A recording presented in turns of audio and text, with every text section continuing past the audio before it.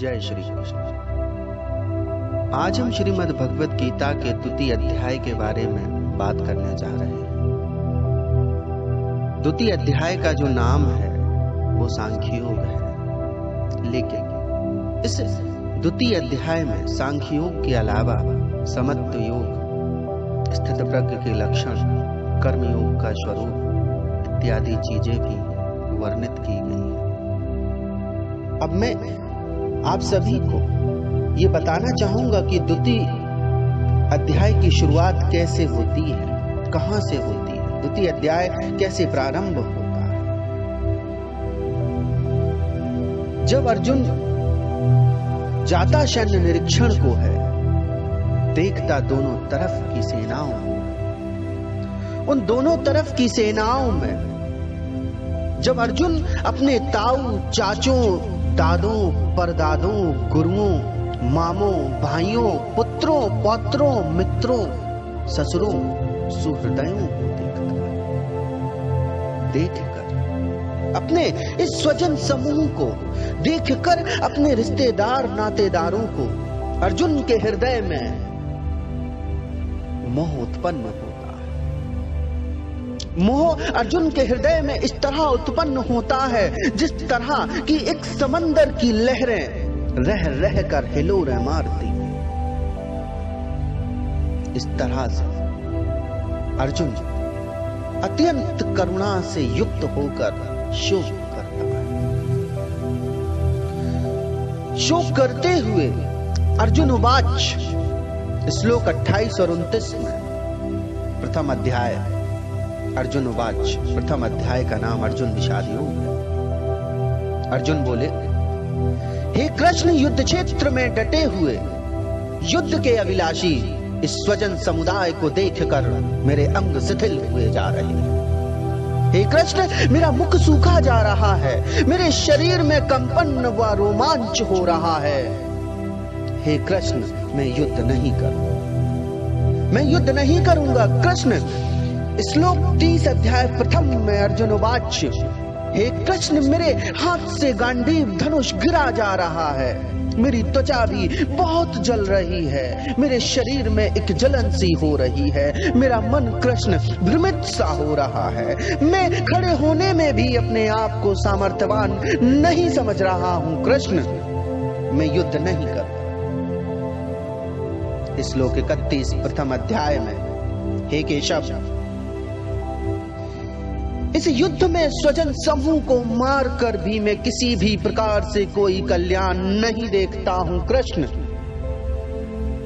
क्योंकि इस रण को, इस युद्ध को लड़ने से जो मुझे राज्य वैभव प्राप्त होगा, इस राज्य से जो मुझे सुख प्राप्त होंगे कृष्ण, हे गोविंद, वो सुख मुझे इस समुदाय को, इस स्वजन समूह को, रिश्तेदारों, नातेदारों को मारकर इनका वध करके नहीं चाहिए। मुझे इस राज्य की, इस राज्य वैभव की, धन और धान्य की, इन स्वजन समूह को मारकर प्राप्त करने की कोई इच्छा है।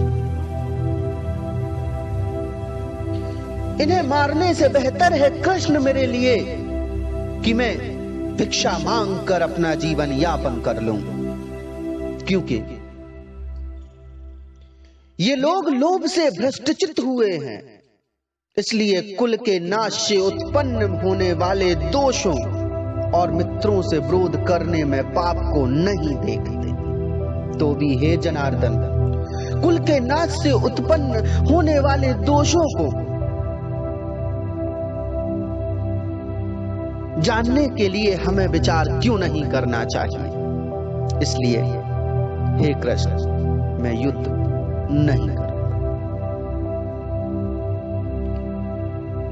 आगे अर्जुन युद्ध न करने के कारण बताता है, हानियां बताता है। अर्जुन उवाच, अर्जुन कहता है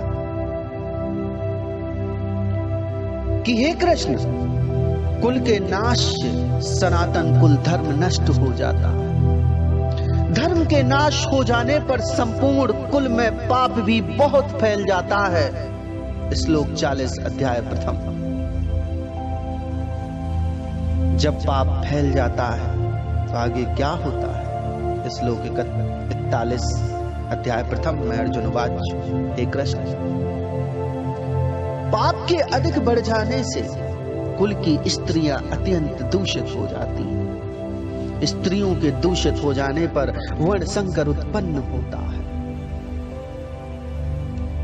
श्लोक 42 प्रथम अध्याय। वर्ण संकर कुल घातियों को और कुल को नरक में ले जाने के लिए ही होता है। कृष्ण, लुप्त हुई पिंड और जल की क्रिया वाले अर्थात श्राद्ध और तर्पण से वंचित इनके पितर लोग भी अधोगति को प्राप्त होते हैं। इन वर्ण संकर कारक दोषों से कुल घातियों के सनातन कुल धर्म और जाति धर्म नष्ट हो जाते हैं। कृष्ण, हे जनार्दन, जिनका कुल धर्म नष्ट हो गया है, ऐसे मनुष्यों का अनिश्चित काल तक, अनंत काल तक नरक में वास होता है। ऐसा हम अब तक सुनते आए हैं। इसलिए हे कृष्ण, राज्य और सुखों को भोगने के लिए मैं इन रिश्तेदारों, नातेदारों, स्वजन समूह, समुदाय का वध नहीं कर सकता। मैं युद्ध नहीं करूंगा कृष्ण, मैं युद्ध नहीं करूंगा। अगर ये कौरव, ये धृतराष्ट्र के पुत्र इस रण में अगर मुझे मारना चाहते हैं तो वो मरना भी मुझे स्वीकार है कृष्ण, लेकिन मैं युद्ध नहीं करूंगा। इस युद्ध में अपने स्वजन समूह को मारने से बेहतर है कि मैं भिक्षा मांग कर अपना जीवन यापन करूं। इस तरह से श्लोक 47 प्रथम अध्याय। संजय उवाच, संजय बोले, रणभूमि में शोक से उद्विग्न मन वाला अर्जुन इस प्रकार कहकर बाण सहित धनुष को त्याग कर, गांजीर को त्याग कर रथ के पिछले भाग में बैठ जाता है। श्लोक 47 प्रथम अध्याय। द्वितीय अध्याय में श्लोक प्रथम। संजय उवाच, संजय बोले, उस प्रकार करुणा से व्याप्त और अश्रुओं से पूर्ण तथा व्याकुल नेत्रों वाले शोक युक्त उस अर्जुन के प्रति भगवान मधुसूदन ने यह वचन कहा। भगवान श्री कृष्ण उवाच, भगवान श्री कृष्ण बोले, हे अर्जुन, तुम इस समय असमय मोह को किस हेतु प्राप्त हुए हो अर्जुन? क्योंकि तुम्हारा इस असमय मोह को प्राप्त होना यह ना तो श्रेष्ठ पुरुषों द्वारा आचरित है और ना ही स्वर्ग को देने वाला है और ना ही कीर्ति को देने वाला है। हे अर्जुन, तुम नपुंसक मत बनो। हे अर्जुन, तुम नपुंसकता को प्राप्त मत हो। तुम्हारे लिए उचित नहीं, क्योंकि अर्जुन तुम एक क्षत्रिय हो और इस समय एक क्षत्रिय होने के कारण ये धर्म युद्ध, ये रणक्षेत्र में युद्ध लड़ना ही तुम्हारा परम कर्तव्य और सबसे बड़ा धर्म है अर्जुन। इसलिए हे अर्जुन, हृदय की तुच्छ दुर्बलता को त्याग कर युद्ध के लिए खड़ा हो जा। ये भगवान श्री कृष्ण श्लोक 3 में अर्जुन से कहते हैं। आगे भगवान श्री कृष्ण अर्जुन से कहते हैं, ये श्लोक नंबर 37 द्वितीय अध्याय है। हतोवा प्राप्स्यसि स्वर्ग जित्वा वा भोक्ष्यसे महीम तस्मात् उत्तिष्ठ कौन्तेय युद्धाय कृतनिश्चया। अर्थात या तो तू युद्ध में मारा जाकर स्वर्ग को प्राप्त होगा अर्जुन, या इस रणक्षेत्र से युद्ध क्षेत्र को जीतकर पृथ्वी का राज्य भोगेगा। इस कारण हे अर्जुन, तू युद्ध के लिए निश्चय करके खड़ा हो जा। युद्ध के लिए निश्चय करके खड़ा हो जा, क्योंकि युद्ध करना तुम्हारा धर्म है अर्जुन। तुम क्षत्रिय हो और नपुंसकता को प्राप्त ना हो। अर्जुन, तू नपुंसक मत बन। उठाओ गांडीव और धारण करो शस्त्र को, प्रस्तुत हो रण में। भगवान श्री कृष्ण ने अर्जुन से, लेकिन अर्जुन की स्थिति ऐसी नहीं है। अर्जुन युद्ध करने से इनकार कर देता है। जब अर्जुन युद्ध करने से इनकार कर देता है तो आगे श्लोक 4 में, द्वितीय अध्याय में अर्जुन उवाच, अर्जुन बोले, हे मधुसूदन, मैं रणभूमि में किस प्रकार बाणों से भीष्म पितामह और द्रोणाचार्य के विरुद्ध लड़ूंगा, क्योंकि हे अरिसूदन, हे कृष्ण, ये मेरे गुरुजन हैं। ये दोनों ही मेरे लिए पूजनीय हैं। ये मेरे लिए इतने पूजनीय हैं कि मैं इन पर शस्त्र नहीं उठा सकता। कृष्ण, मैं इन पर शस्त्र नहीं उठा सकता।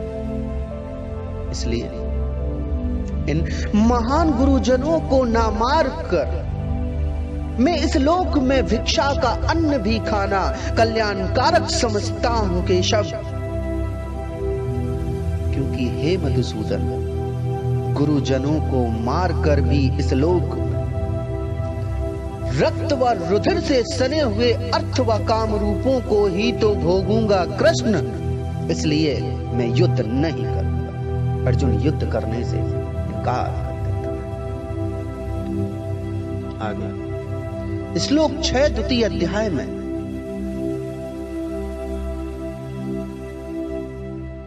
आगे वर्णन किया गया है, हम यह भी नहीं जानते कि हमारे लिए युद्ध करना और ना करना, इन दोनों में से कौन सा श्रेष्ठ है कृष्ण।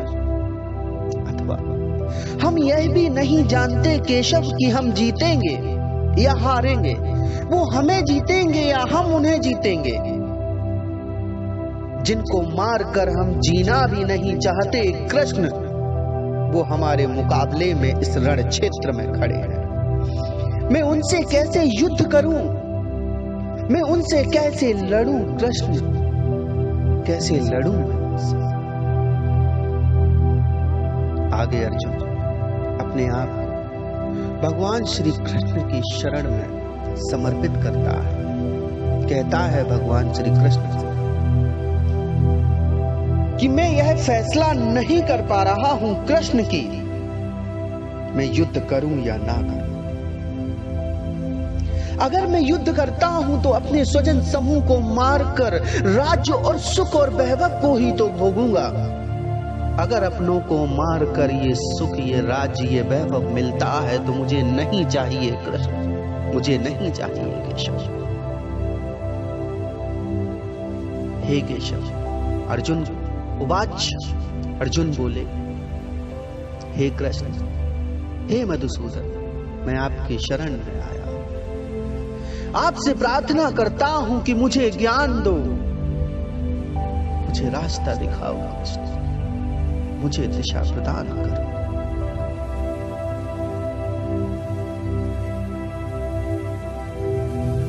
अर्जुन उवाच, अर्जुन कहते हैं कि हे कृष्ण, मुझे शिक्षा दो, मैं आपकी शरण में, क्योंकि मैं अपने स्वजन समूह को मारकर किसी भी प्रकार से कोई लाभ नहीं देखता। इसलिए हे कृष्ण, मेरी रक्षा, मेरी रक्षा। अर्जुन शोक करते हुए युद्ध करने से इनकार कर देता। श्लोक 11 द्वितीय अध्याय में सांख्य योग की शुरुआत होती है और इसमें भगवान श्री कृष्ण अर्जुन को सांख्य योग देते हुए आगे कहते हैं, हे अर्जुन, तू ना शोक करने योग्य मनुष्यों के लिए शोक करता है। भगवान श्री कृष्ण अर्जुन से बोले, हे अर्जुन, तू उनके लिए शोक करता है जो शोक करने के लायक ही नहीं है, और दूसरी तरफ तू ज्ञानियों की तरह वचन कहता है। तू पंडितों की तरह वचन कहता है अर्जुन, परंतु जिनके प्राण चले गए हैं उनके लिए, जिनके प्राण नहीं गए हैं उनके लिए भी ज्ञानी जन शोक नहीं करते अर्जुन। इस तरह से भगवान सांख्य योग की शुरुआत करते हैं। कहते हैं, ना तो ऐसा ही है कि मैं किसी काल में नहीं था या तू नहीं था, अथवा ये लोग, ये राजा लोग नहीं थे, और ना ऐसा ही है कि इससे आगे हम सब नहीं रहेंगे। इस तरह से भगवान श्री कृष्ण आत्मा की नित्यता का वर्णन करते हैं। आत्मा की निर्विकारता का प्रतिपादन करते हुए अर्जुन के शोक करने को अनुचित बताते हैं। कहते हैं, जैसे जीवात्मा की इस देह में बाकपन, जवानी और वृद्धावस्था होती है, वैसे ही अन्य शरीर की प्राप्ति उस विषय में धीर पुरुष मोहित नहीं होते। धीर पुरुषों में मोह उत्पन्न नहीं होता अर्जुन। श्लोक 13 द्वितीय अध्याय। हे कुंती पुत्र, सर्दी गर्मी सुख दुख को देने वाली इंद्रिय और विषयों के संयोग तो उत्पत्ति विनाशील और अनित्य है। इसलिए हे अर्जुन, तू उनको सहन कर। अर्जुन कहता है कि इनको सहन करने से क्या लाभ होगा? तो भगवान श्री कृष्ण वाच, क्योंकि हे पुरुष श्रेष्ठ, दुख सुख को समान समझने वाले जिस धीर पुरुष को ये इंद्रियां और विषयों के संयोग व्याकुल नहीं करते, वह मोक्ष के योग्य होते, वह मोक्ष को प्राप्त करते। असत वस्तु की तो सत्ता नहीं है और सत्य का अभाव नहीं। इस प्रकार इन दोनों को तत्वज्ञानी पुरुषों द्वारा देखा। सत्य तत्व क्या है, इसके बारे में आगे भगवान श्री कृष्ण बताते हैं। नाश रहित तो तू उसको जान, जिससे यह संपूर्ण जगत, ये संपूर्ण विश्व दृश्य वर्ग व्याप्त है। इस अविनाशी का विनाश करने में कोई सामर्थ्यवान नहीं है। इस प्रकार भगवान सत्य तत्व की व्याख्या करते हैं। आगे कहते हैं, इस नाश रहित अप्रमेय नित्य स्वरूप जीवात्मा के सब शरीर नाशवान कहे गए हैं, सब नाशवान हैं। इसलिए हे भारतवंशी अर्जुन, हे कुंती पुत्र अर्जुन, दृढ़ निश्चय कर, तू युद्ध कर, तू युद्ध कर। श्लोक 18 द्वितीय अध्याय। अर्जुन, तू युद्ध कर, तू खड़ा हो जा, धारण कर शस्त्र को और युद्ध कर। आगे श्लोक 19 द्वितीय अध्याय में भगवान कहते हैं, जो इस आत्मा को मारने वाला समझता है या जो इसको मरा मानता है, वे दोनों ही नहीं जानते, क्योंकि यह आत्मा वास्तव में ना तो किसी को मारता है और ना किसी के द्वारा मारा जाता है।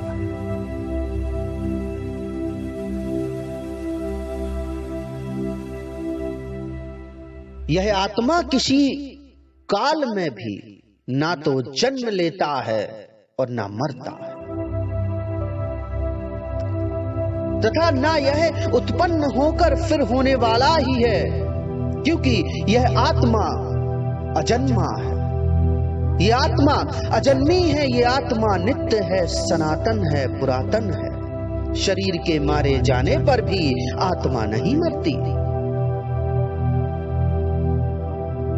श्लोक 20 द्वितीय अध्याय में भगवान कहते हैं, न जायते म्रियते वा कदाचित्राय भूत्वा भविता वा न भूयाः अजो नित्यः शाश्वतो अयं पुराणो न हन्यते हन्यमाने शरीरे।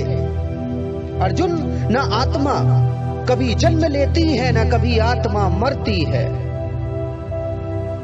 आत्मा नित्य है, शाश्वत है, सनातन है, अजन्मी है, पुरातन है। शरीर के मारे जाने पर भी आत्मा का नाश नहीं होता, आत्मा नहीं मरती। श्लोक 20 द्वितीय अध्याय में भगवान ये अर्जुन को बताते हैं। आगे श्लोक 21 द्वितीय अध्याय में भगवान कहते हैं, हे प्रथा पुत्र अर्जुन, हे कुंती पुत्र अर्जुन, जो पुरुष इस आत्मा को नाश रहित नित्य अजन्मा अव्यय जानता है, वह पुरुष कैसे किसको मरवाता है और कैसे किसको मारता है।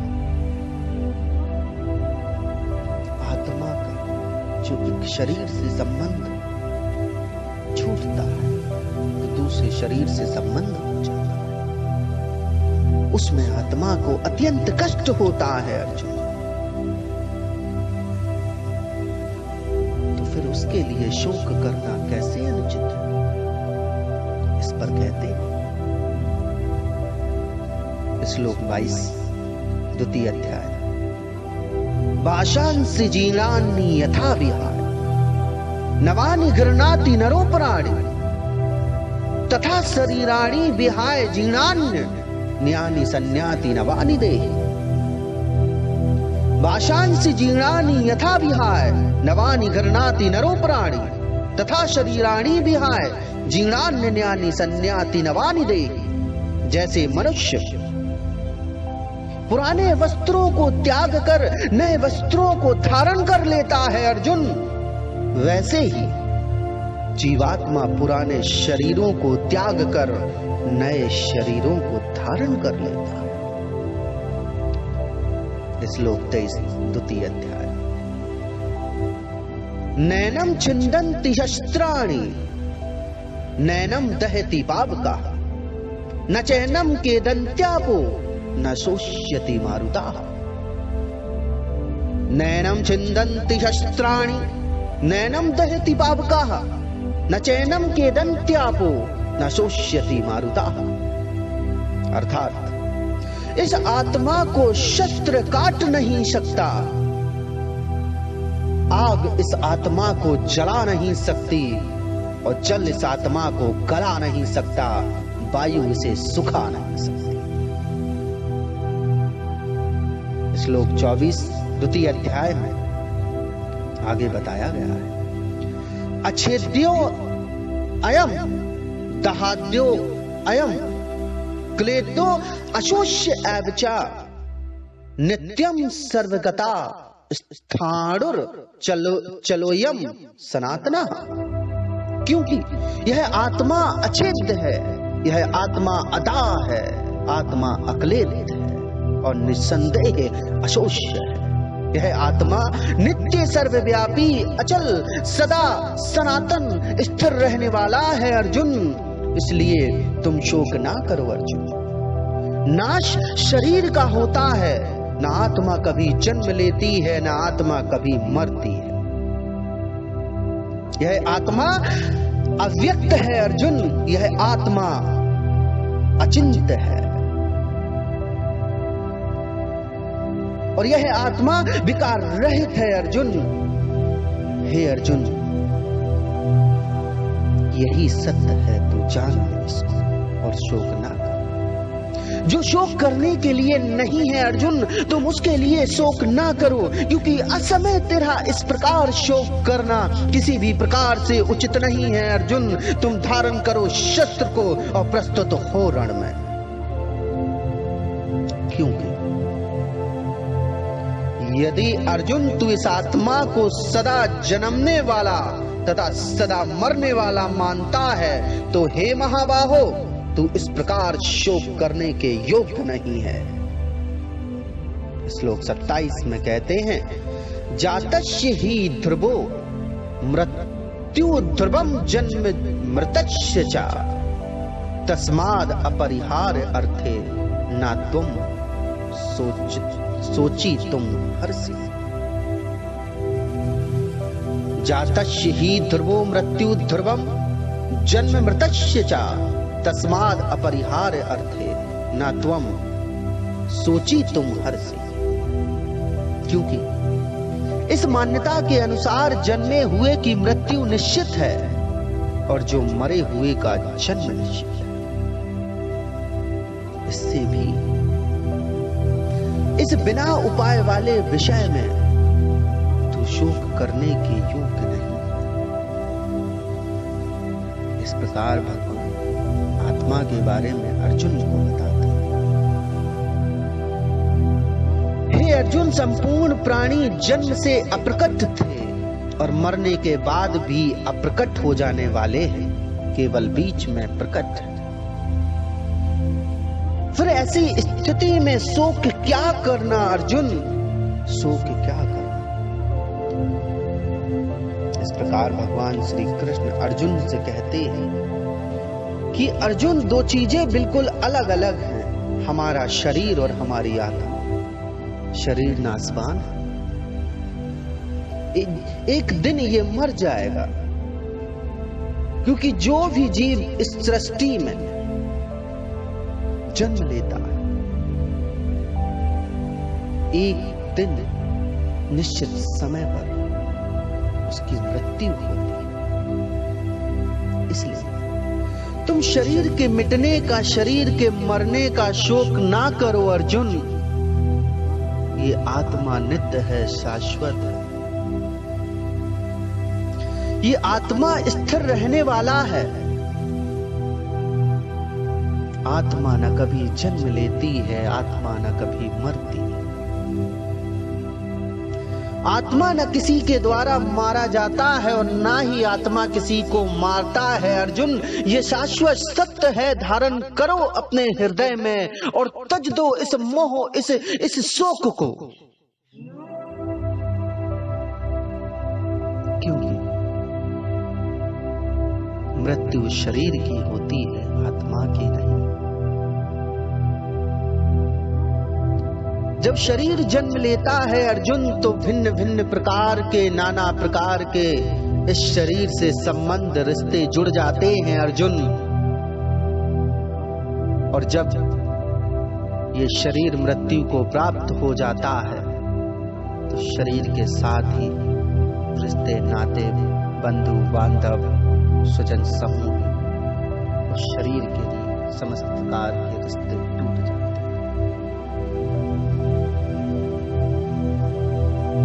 इसलिए अर्जुन, तुम ये सत्य जानो, त्याग दो सो, युद्ध करो, क्योंकि ये युद्ध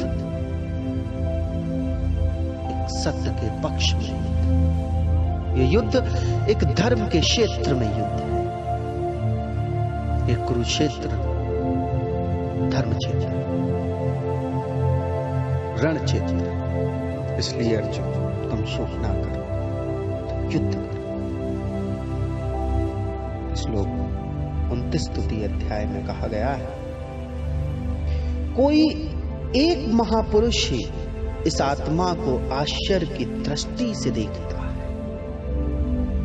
और वैसे ही दूसरा कोई महापुरुष ही इसके तत्व को आश्चर्य की भांति से वर्णन करता है,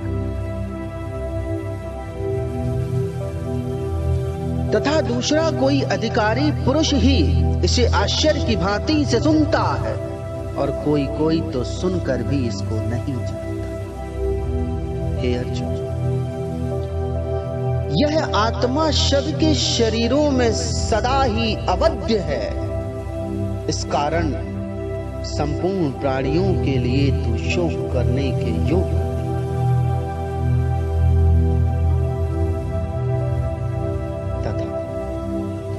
अपने धर्म को देखकर भी तू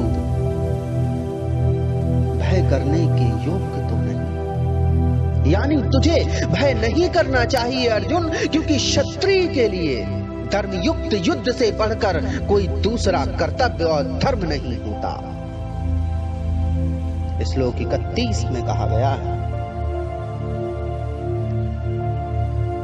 क्योंकि क्षत्रिय के लिए धर्मयुक्त युद्ध से बढ़कर दूसरा कोई कल्याणकारी कर्तव्य नहीं है अर्जुन, इसलिए तुम युद्ध करो। हे पार्थ, अपने आप प्राप्त हुए और खुले हुए स्वर्ग के द्वार, इस प्रकार के युद्ध को भाग्यवान क्षत्रिय लोग भी पाते हैं। हे पार्थ अर्जुन, अपने आप प्राप्त हुए और खुले हुए स्वर्ग के द्वार रूप इस प्रकार के युद्ध को भाग्यवान क्षत्रिय लोग ही पाते हैं। श्लोक 32 अध्याय 2। इसलिए भगवान श्री कृष्ण अर्जुन को युद्ध की हानियां बताते हैं, अर्जुन को युद्ध के लाभ भी बताते हैं और कहते हैं, किंतु यदि तू इस धर्मयुक्त युद्ध को नहीं करेगा अर्जुन, तो स्वधर्म और कीर्ति को खोकर पाप को प्राप्त होगा। श्लोक 33 द्वितीय अध्याय। श्लोक 34 में कहते हैं, अकीर्ति चापि भूताति कथयस्यन्ति ते अव्ययाम संभावितस्य चकीर्ति मरणादति रिच्यते।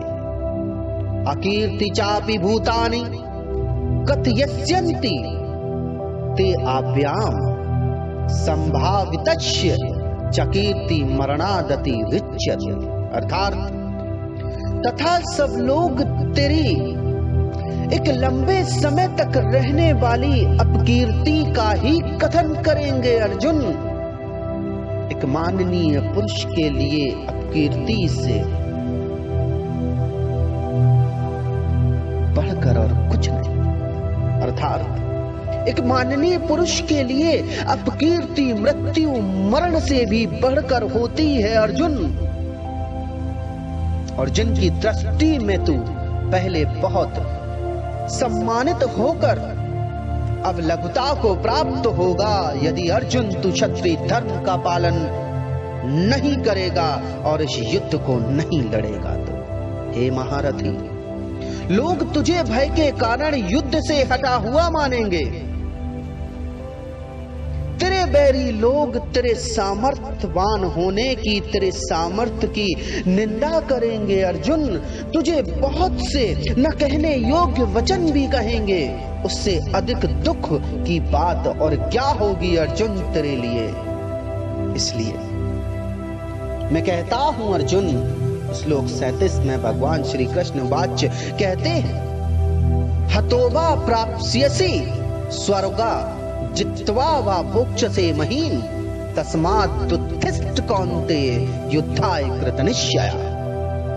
श्लोक 37 द्वितीय अध्याय में भगवान कहते हैं, हतोवा प्राप्स्यसि स्वर्गा जित्वा वा मोक्षसे महीम तस्मात् उत्तिष्ठ कौन्तेय युद्धाय कृतनिश्चय। या तो तू युद्ध में मारा जाकर स्वर्ग को प्राप्त होगा अर्जुन,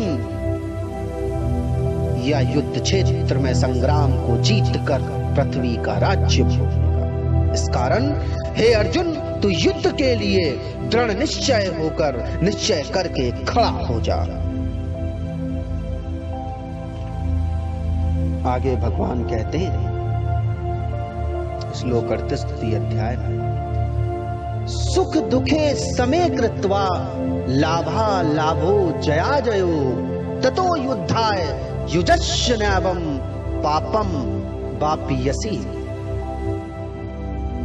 अर्थात जय पराजय लाभ हानि दुख सुख को एक समान, इनमें समानता को धारण कर दे। उसके उपरांत युद्ध के लिए तैयार हो जा अर्जुन। इस प्रकार युद्ध करने से तुझे पाप नहीं लगेगा, तू पाप को प्राप्त नहीं होगा। सुख दुखे समे कृत्वा लाभा लाभो जया जयो ततो युद्धाय युजस्य नैवं पापम वाप्यसि। अर्थात जय पराजय, लाभ हानि, सुख दुख को एक समान समझकर अर्जुन तू युद्ध के लिए तैयार हो जा, युद्ध के लिए खड़ा हो जा। अगर तू रण क्षेत्र में, ये युद्ध धर्म क्षेत्र में युद्ध लड़ता है तो तुझे पाप नहीं लगेगा अर्जुन। आगे भगवान अर्जुन को श्लोक 39 में कर्मयोग के महत्व बताते हैं, कर्मयोग का महत्व कहते हैं, हे पार्थ अर्जुन, यह बुद्धि तेरे लिए ज्ञान योग के विषय में कही गई है और अब तू इसको कर्मयोग के विषय में सुन कि जिस बुद्धि से युक्त हुआ तू कर्मों के बंधन को भली भांति त्याग देना, यानी अर्थात सर्वदा नष्ट कर डालेगा। इसलिए अर्जुन युद्ध कर। इस कर्मयोग में आरंभ का अर्थात बीज का नाश नहीं है और उल्टा फलस्वरूप दोष भी नहीं है, बल्कि इस कर्मयोग रूप धर्म का थोड़ा सा भी साधन जन्म मृत्यु रूप महान भय से रक्षा कर लेता है। श्लोक 40 स्तुति अध्याय। इस प्रकार भगवान अर्जुन को कर्मयोग का महत्व बताते हैं, उसके आचरण करने की विधियां बताते हैं। वो कहते हैं, अर्जुन निश्चायक स्थायी समबुद्धि बुद्धि को धारण करो अर्जुन और युद्ध करो, युद्ध करो। हे अर्जुन, इस कर्मयोग में निश्चायक बुद्धि एक ही होती है, किंतु अस्थिर विचार वाले विवेकहीन सकाम मनुष्यों की बुद्धियां निश्चय ही बहुत भेदों वाली और अनंत अनिश्चित। हे अर्जुन, जो भोगों में तन्मय हो रहे हैं, जो कर्मफल के प्रशंसक वेद वाक्यों में प्रीति रखते हैं, जो वेद वाक्यों की प्रीति को समझते हैं, जिनकी दृष्टि में, जिनकी बुद्धि में स्वर्ग ही परम प्राप्त करने योग्य वस्तु है, जिनके लिए स्वर्ग से बढ़कर कोई दूसरी वस्तु ही नहीं है अर्जुन, ऐसा कहने वाले हैं, ऐसा कहने वाले हैं, ऐसा कहने वाले वो लोग अज्ञानी और अविवेकी जन हैं अर्जुन। इस प्रकार की जिस पुष्पित यानी दिखाओ शोभा युक्त वाणी को कहा, जो कि जन्मरूप कर्मफल देने वाली और भोग तथा ऐश्वर्य की प्राप्ति के लिए भिन्न भिन्न नाना प्रकार की बहुत सी क्रियाओं कलापों का वर्णन करने वाली हैं, उस वाणी द्वारा जिनका चित्त हर लिया गया है, जो भोग और ऐश्वर्य में बहुत ही आसक्त हो गए हैं अर्जुन, उन पुरुषों की परमात्मा में निश्चयात्मक बुद्धि नहीं। आगे कहते हैं, हे अर्जुन, वेद तीनों गुणों के कार्य रूप समस्त भोगों एवं उनके साधनों का प्रतिपादन करने वाले हैं। इसलिए तू उन भोगों एवं साधनों को आसक्तिहीन, हर्ष शोक इत्यादि द्वंद्वों से रहित होकर उनका त्यजन करके नित्य वस्तु परमात्मा में स्थित योग क्षेम होना चाहने वाला और स्वाधीन अंतःकरण वाला हो जा। श्लोक 45 तृतीय अध्याय। सब ओर से परिपूर्ण जलाशय के प्राप्त होने पर छोटे जलाशय में मनुष्य का जितना उद्देश्य प्रयोजन रहता है, ब्रह्म को तत्व से जानने वाले ब्राह्मण का समस्त वेदों में उतना ही प्रयोजन रह जाता है। श्लोक 46 अध्याय। श्लोक 47 में भगवान अर्जुन से कहते हैं, भगवान श्री कृष्ण वाच कर्मण्येवाधिकारस्ते मा फलेषु कदाचन मा कर्म फल हेतुर्भूर्मा ते संगोस्त कर्म। हे अर्जुन, तेरा कर्म करने में ही अधिकार है, कर्तव्य करने में ही अधिकार है। उसके फलों में नहीं। इसलिए हे अर्जुन, तुम अपने आप को कर्मों के फल का कारण हेतु मत बनाओ। इसलिए हे अर्जुन, तू कर्मों के फल का कारण और हेतुक मत बनो, तथा निराशक्त होकर कर्म और कर्तव्य को कर, तेरी कर्म ना करने में भी आसक्ति ना हो अर्जुन। अर्थात अर्जुन, निराशक्त होकर बिना आसक्ति के अपने कर्तव्य और कर्म को करो, क्योंकि भगवान श्री कृष्ण कहते हैं, कर्मण्यवादी का रस्ते मा फलेषु कदाचन मा कर्म फल हेतुर्भूर्मा ते संगोस्त कर्मणि। क्योंकि कर्म और कर्तव्य करने में ही तेरा अधिकार है अर्जुन, उसके फलों में नहीं। तुम किसी भी प्रकार से अपने कर्म के फलों का हेतु मत समझो, मत बनो, मत जानो। निराशक्त होकर अपने कर्म और कर्तव्य का पालन करो अर्जुन। आगे कहते हैं, श्लोक 48 द्वितीय अध्याय में भगवान समत्त योग के बारे में बताना प्रारंभ करते हैं। श्लोक 48 द्वितीय अध्याय, योगस्था कुरु कर्माणि संगम त्यक्त्वा धनंजय सिद्धि असिद्धियो समो भूत्वा समत्व योग उच्यते। योगस्था कुरु कर्माणि संगम त्यक्त्वा धनंजय सिद्धि असिद्धियो समो भूत्वा समत्व योग उच्यते। हे धनंजय, तू आसक्ति को त्याग कर सिद्धि और असिद्धि में समान बुद्धि वाला होकर योग में स्थित हो, कर्तव्य और कर्मों को करो, यही समत्व योग है। हे अर्जुन, आसक्ति को त्याग दो, सिद्धि और असिद्धि में समान बुद्धि को धारण करो, योग में स्थित होकर समय परिस्थितियों की मर्मता को दृष्टिगत रखते हुए अपने कर्तव्य और कर्मों को करो, यही समत्व योग है। इस समत्व रूप बुद्धि योग से सकाम कर्म अत्यंत ही निम्न श्रेणी का है अर्जुन। सकाम कर्म से बेहतर तो समत्व रूप से किया गया कर्म, समत्व बुद्धि से, समत्व मस्तिष्क को धारण करके जो कर्म किया गया है वो बेहतर है। इसलिए हे धनंजय, तू समबुद्धि में ही रक्षा का उपाय ढूंढ, अर्थात बुद्धि योग का ही आश्रय ग्रहण कर। तू फल के हेतु बनने वाले अत्यंत दीन समबुद्धि युक्त पुरुष पुण्य और पाप दोनों को इसी लोक में त्याग देता है। अर्थात जो मनुष्य समबुद्धि योग से आचरण करता है वो पाप और पुण्य के बंधनों से मुक्त हो जाता है।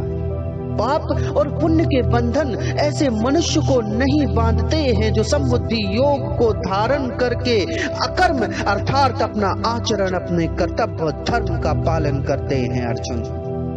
इससे तू समत्व रूप योग में लग जा। यह समत्व रूप योग ही कर्मों में कुशलता है, कर्म बंधन से छूटने का उपाय है अर्जुन। इसलिए मैं तुम्हें समस्त योग का ज्ञान दे रहा हूँ। धारण करो समस्त योग को और अपने कर्तव्य और कर्म को करो। अपने कर्तव्य और कर्मों में आसक्ति मत रखो, क्योंकि फल की इच्छा से सकाम जो कर्म किया गया है उससे बेहतर है कि समबुद्धि योग का आचरण किया जाए, क्योंकि समबुद्धि योग का आचरण मनुष्य को पाप और पुण्य दोनों के बंधन से मुक्त कर देता है, दोनों से छुटकारा दिला देता है। श्लोक 49-50 द्वितीय अध्याय, श्लोक 51 में कहते हैं भगवान, क्योंकि समबुद्धि से युक्त ज्ञानी मनुष्य कर्मों से उत्पन्न होने वाले फल को त्याग कर जन्म रूप बंधन से मुक्त हो निर्विकार परम पद को प्राप्त हो जाता है।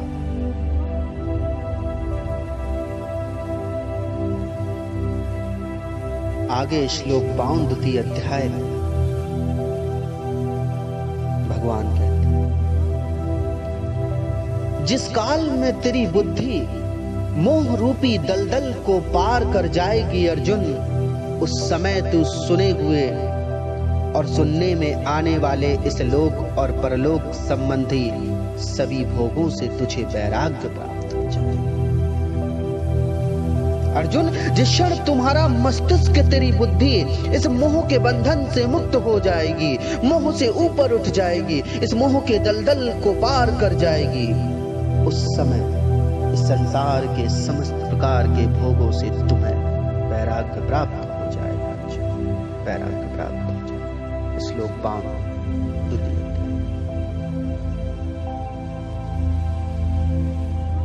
भिन्न भिन्न प्रकार के वचनों को सुनने से विचलित हुई तेरी बुद्धि जब परमात्मा में अचल और स्थिर हो जाएगी, ठहर जाएगी, तब तू योग को प्राप्त हो जाएगा। अर्थात अर्जुन, तेरा परमात्मा से नित्य संयोग हो जाएगा।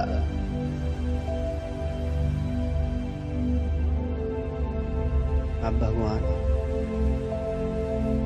अर्जुन के पूछने पर स्थित प्रज्ञ के बारे में बताते हैं।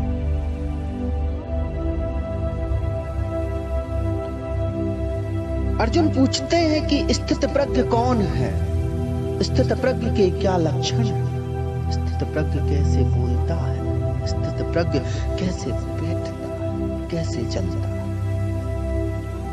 श्लोक 54 में अर्जुन उवाच, स्थित प्रज्ञस्य का भाषा समाधि स्थस्य केशव, स्थितिधि किम प्रभाषेत किमासीत वज्रजेत किम। स्थित प्रज्ञस्य का भाषा समाधि स्थस्य केशव, स्थितिधि किम प्रभाषेत किमासीत वज्रजेत किम। अर्जुन बोले, हे केशव, समाधि में स्थित परमात्मा को प्राप्त हुए स्थिर बुद्धि पुरुष का क्या लक्षण है? वह स्थिर बुद्धि पुरुष कैसे बोलता है, बैठता कैसे है और चलता कैसे? श्री भगवान श्री कृष्ण उवाच, प्रजहति यदा कामान सर्वान पार्थ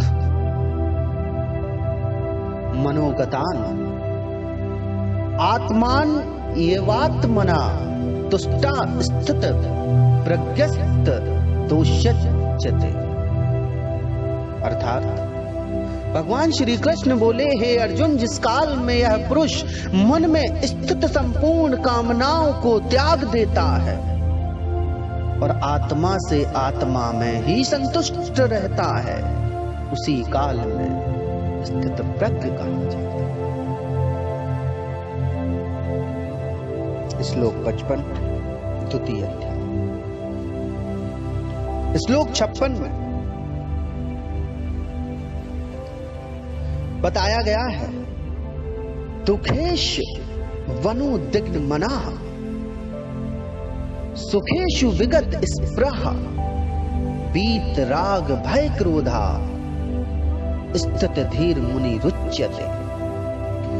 दुखों की प्राप्ति होने पर जिसके मन में उद्वेग नहीं होता, सुखों की प्राप्ति में जो सर्वथा निष्प्रह है, जिसके हृदय में राग भय क्रोध नष्ट हो गए हैं, ऐसा मुनि, ऐसा मनुष्य स्थिर बुद्धि कहा जाता है। श्लोक 56 दुखेश वनुदिग्न मनाः सुखेषु विगत स्पृहा वीत राग भय क्रोधा स्थित धीर मुनि रुच्यते। श्लोक 57 में कहा गया है, जो पुरुष सर्वत्र स्नेह रहित हुआ, उस शुभ अशुभ वस्तु को प्राप्त होकर भी प्रसन्न नहीं होता और न द्वेष रखता है, वह मनुष्य स्थित बुद्धि वाला है, स्थित प्रज्ञ है।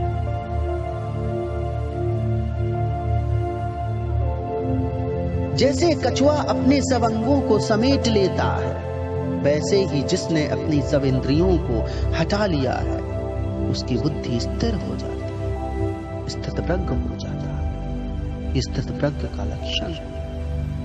श्लोक 58 द्वितीय अध्याय। आगे कहा गया है श्लोक 59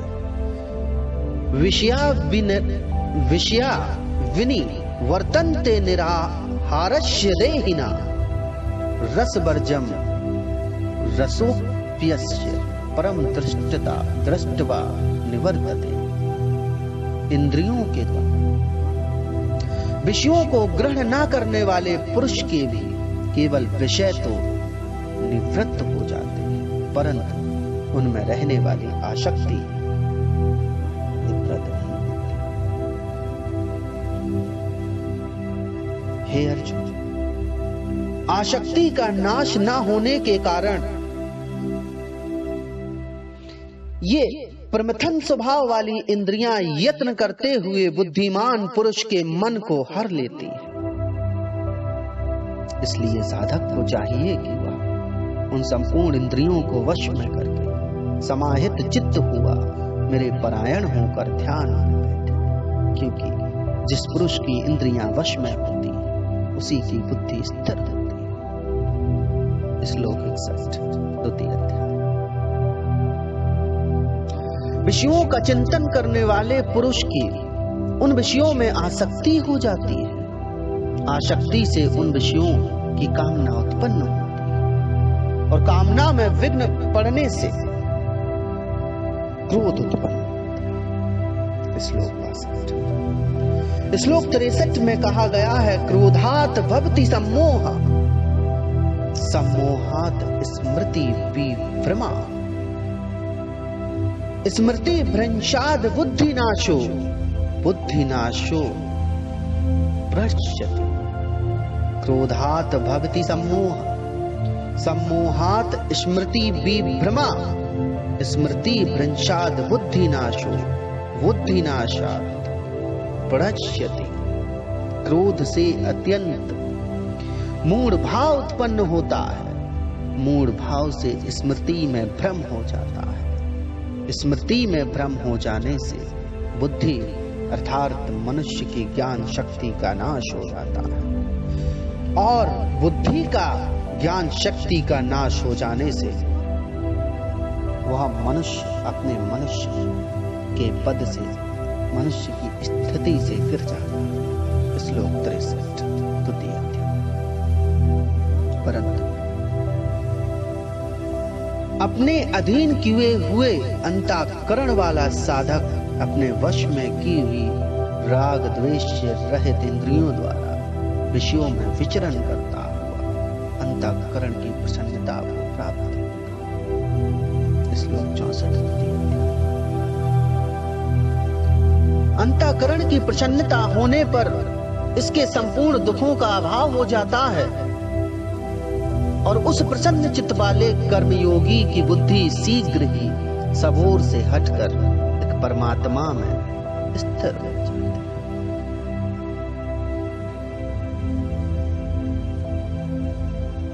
श्लोक 66 में कहा गया है, नास्ति बुद्धिर युक्तस्य न चा युक्तस्य भावना न चाभा वैता शांतिर शांतस्य कुता सुखम। अर्थात न जीते हुए मन और इंद्रियों वाले मनुष्य में निश्चयक बुद्धि नहीं और उस अयुक्त मनुष्य के अंतःकरण में भावना भी नहीं होती तथा भावनाहीन मनुष्य में शांति नहीं मिलती, शांति नहीं होती। शांति रहित अर्थात बिना शांति वाले मनुष्य को सुख कैसे मिल सकता है। श्लोक 66 द्वितीय अध्याय। क्योंकि जैसे जल में चलने वाली नाव को वायु हर लेती है, वायु के वेग के समक्ष जल में चलने वाली नाव कभी स्थिर नहीं रह सकती। वैसे विषयों में विचरती हुई इंद्रियों में से मन जिस इंद्रिय के साथ रहता है वह एक ही इंद्रिय इस अयुक्त पुरुष की बुद्धि को हर लेती है। श्लोक 67 द्वितीय अध्याय। इसलिए हे महाभाव, जिस पुरुष की इंद्रियों के विषयों से सब प्रकार से निग्रह की हुई है उसी की बुद्धि स्थिर है। श्लोक 68 द्वितीय अध्याय। संपूर्ण प्राणियों के लिए जो रात्रि के समान है, उस नित्य ज्ञान स्वरूप परमेश्वर परमानंद की प्राप्ति में स्थित प्रज्ञ योगी जागता है, और जिस नाशवान सांसारिक सुख की प्राप्ति के लिए सब प्राणी जागते हैं, परमात्मा ईश्वर परम पिता के तत्व को ब्रह्म को जानने वाले मुनि के लिए वह रात्रि के समान है। अर्जुन, श्लोक 59 द्वितीय अध्याय।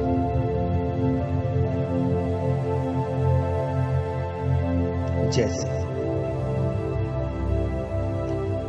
भिन्न भिन्न प्रकार की नदियों के जल सब ओर से परिपूर्ण अचल प्रतिष्ठा वाले समंदर में सबको विचलित ना करते हुए ही समा जाते, वैसे सभी प्रकार के भोग जिस स्थित प्रज्ञ मनुष्य में किसी प्रकार का विकार उत्पन्न किए बिना ही समा जाते हैं, वही पुरुष शांति को प्राप्त होता है, भोगों को चाहने वाला नहीं। श्लोक 70 द्वितीय अध्याय। जो पुरुष, जो मनुष्य संपूर्ण कामनाओं को त्याग कर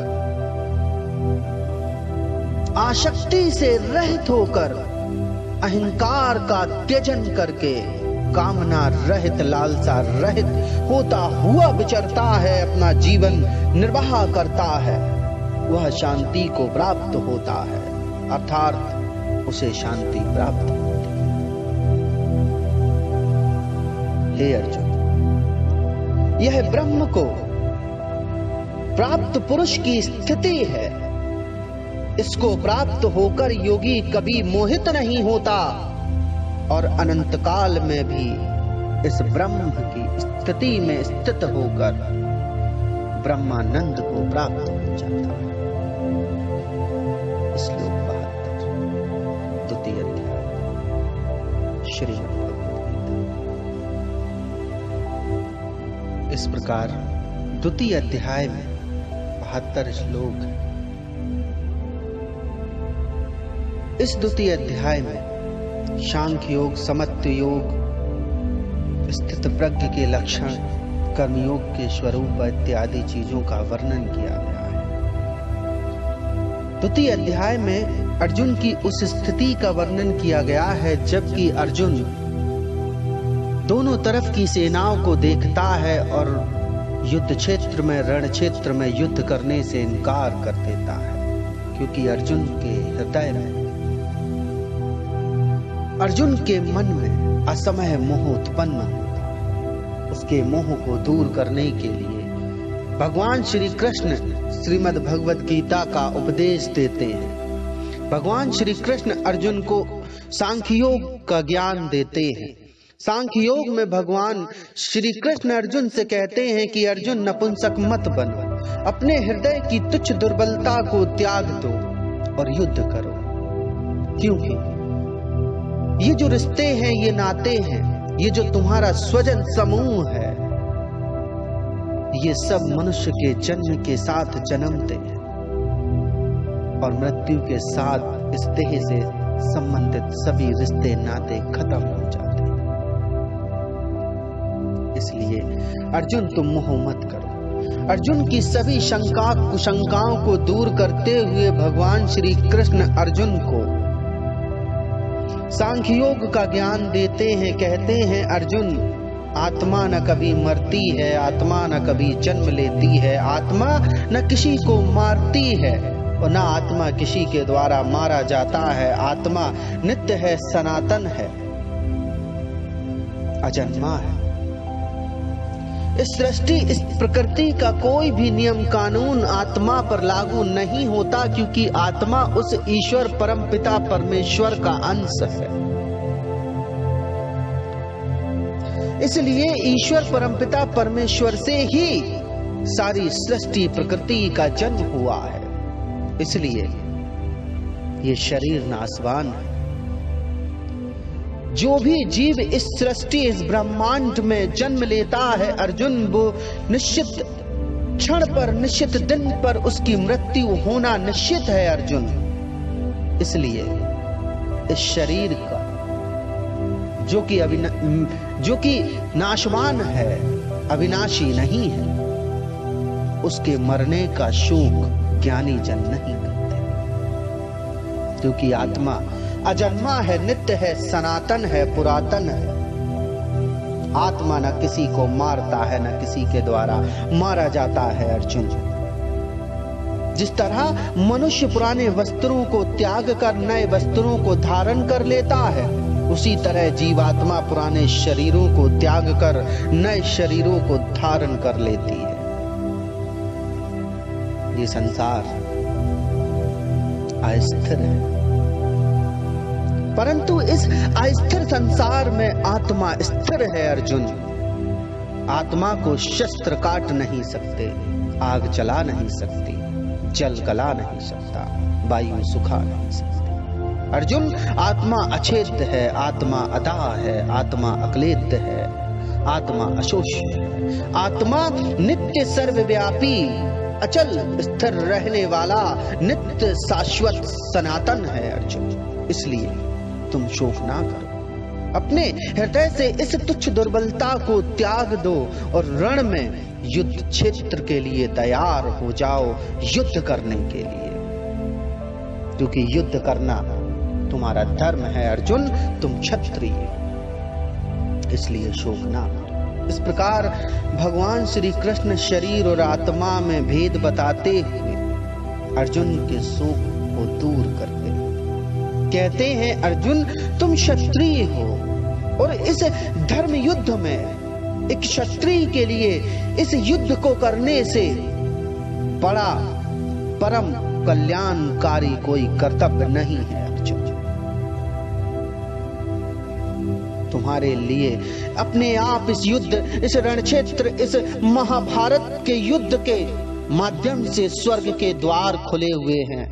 तू भाग्यवान क्षत्रिय है अर्जुन, जो तुझे ये सौभाग्य ईश्वर माध्यम बना के दे रहा है। क्योंकि अर्जुन, भगवान श्री कृष्ण कहते हैं अर्जुन से कि अर्जुन, ये प्रकृति, ये सृष्टि सब मेरी इच्छा अनुसार चलायमान है। मेरी इच्छा है कि तेरे माध्यम से मैं इन अधर्मियों का, पापियों का विनाश करना चाहता हूं। और अगर अर्जुन तू इस मोह में फंसकर, इस मोह के दलदल में फंसकर अगर अर्जुन तुम युद्ध नहीं करोगे तो तुम अपकीर्ति को ही जन्म दोगे। एक वीर धीर, एक माननीय सम्माननीय पुरुष के लिए अपकीर्ति मृत्यु और मरण से भी बढ़कर होती है अर्जुन। इसलिए तुम युद्ध करो। अगर तू युद्ध नहीं करेगा अर्जुन, तो तेरे वैरी लोग तेरे सामर्थ्य की निंदा करेंगे, ऐसे ऐसे वचन कहेंगे तुमसे अर्जुन जो सुनने योग्य नहीं है।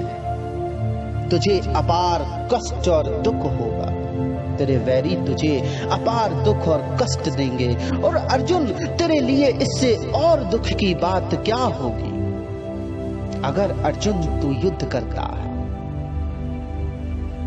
अगर तू युद्ध में इस रण क्षेत्र में मारा गया तो स्वर्ग को प्राप्त होगा अर्जुन। और यदि इस रण क्षेत्र में अर्जुन तू विजयी होता है तो इस पृथ्वी का राज्य। इसलिए हे अर्जुन, मैं कहता हूं कि तू युद्ध के लिए निश्चय कर खड़ा हो जा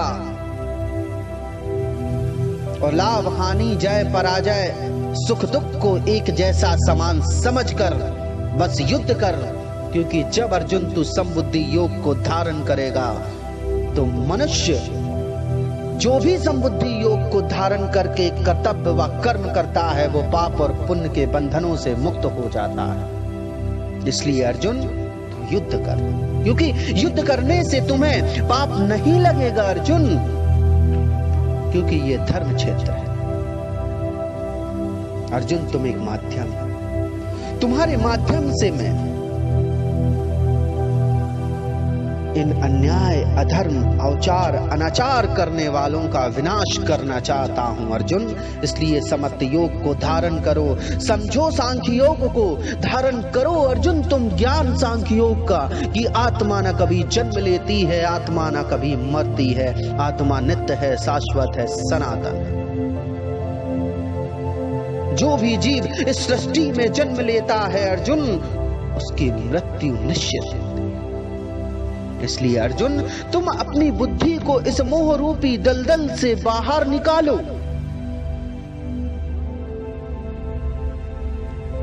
और समत्त योग को धारण करते हुए देखो इस सृष्टि, इस ब्रह्मांड की ओर, और धारण करो ज्ञान को, और एक क्षत्रिय होने के कारण अपने कर्तव्य और कर्म पालन करो।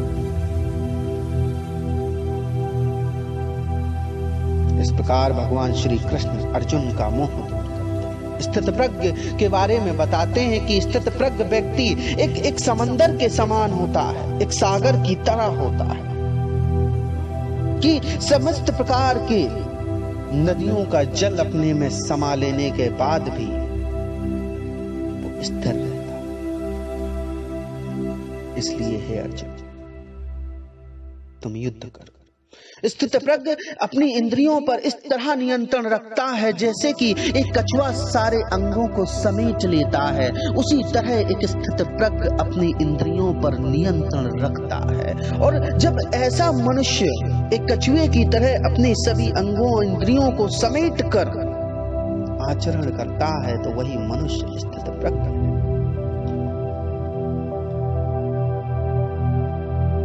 इसलिए अर्जुन तुम मोह ना करो,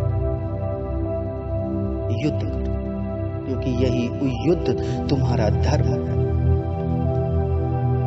और अपने धर्म का पालन करो।